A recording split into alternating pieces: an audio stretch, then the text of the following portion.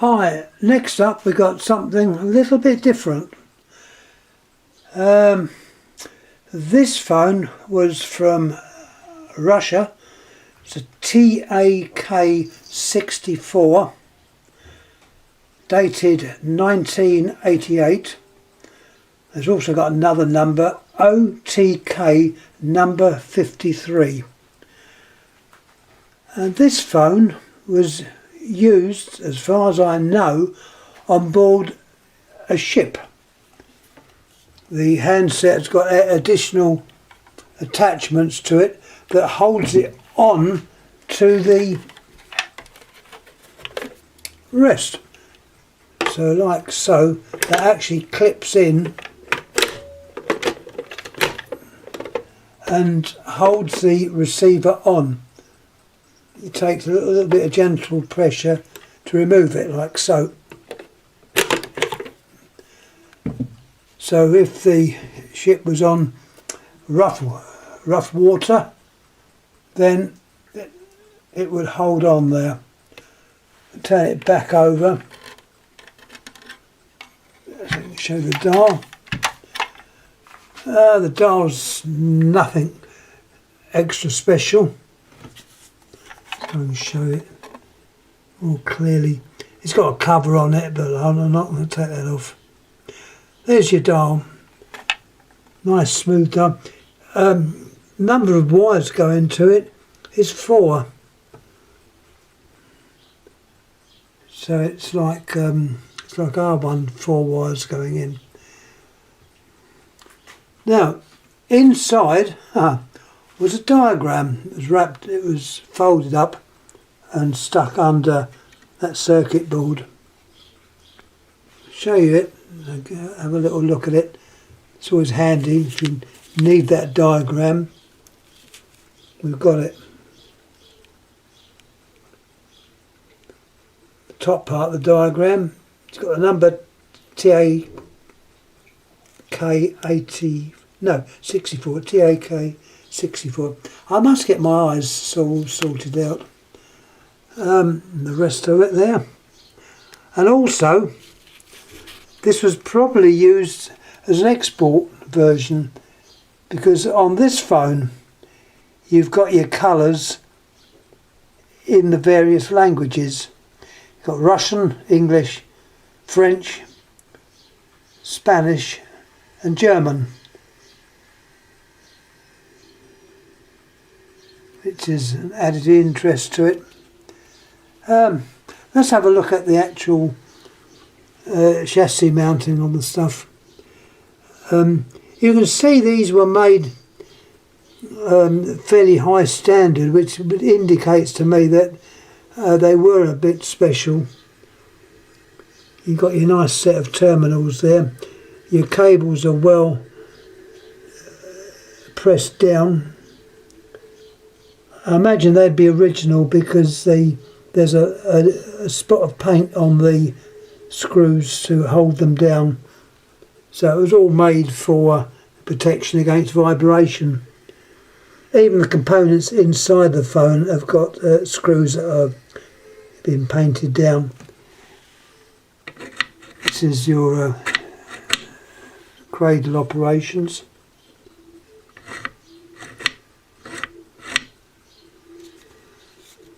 The bell or ringer is slightly different.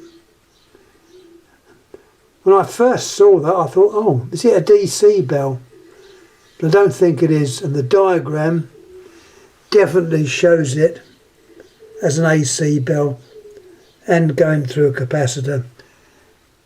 So it's obviously a modified type of bell.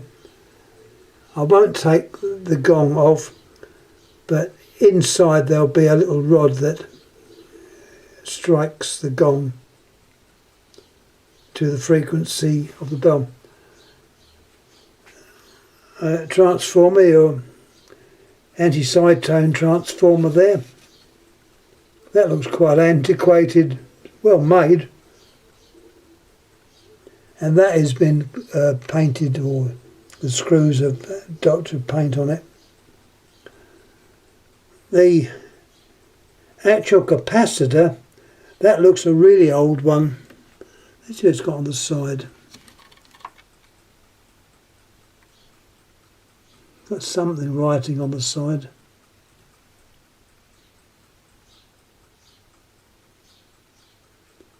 It's obviously Russian wording.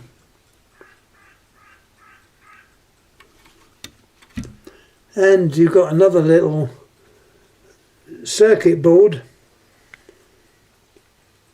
with 4 resistors and 2 capacitors, all nicely numbered. As I say, the diagram shows all the numbers on the diagram, so there's no problem tracing round for faults. It's just unusual. As I say, I have never seen one of these before. You look at the inside of the case also. That metalwork is all part of the bracket which holds the handset firm when it's placed. The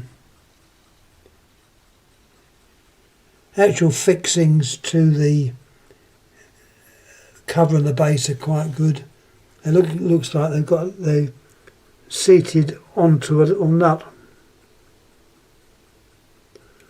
Obviously you don't want to put too much pressure on those, being it's Bakelite or plastic.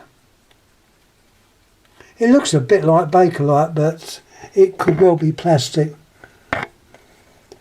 As I say, there's the dial again.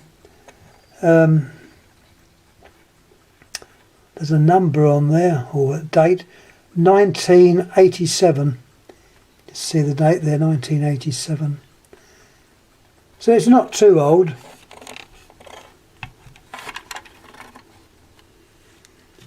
But yeah, it's in fairly good nick. Looking at the other side of the base. The base looks like you've got your numbers on there. Your date, this OTK number.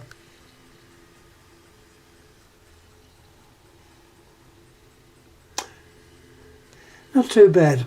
It's a metal base. Any questions, please ask. I'll try and get an answer. Have a little look in to Google, see if I can see more about this. I don't know where I got this from. Possibly off of eBay.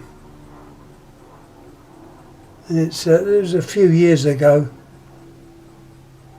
So there we are. This is the TAK 64 of 1988.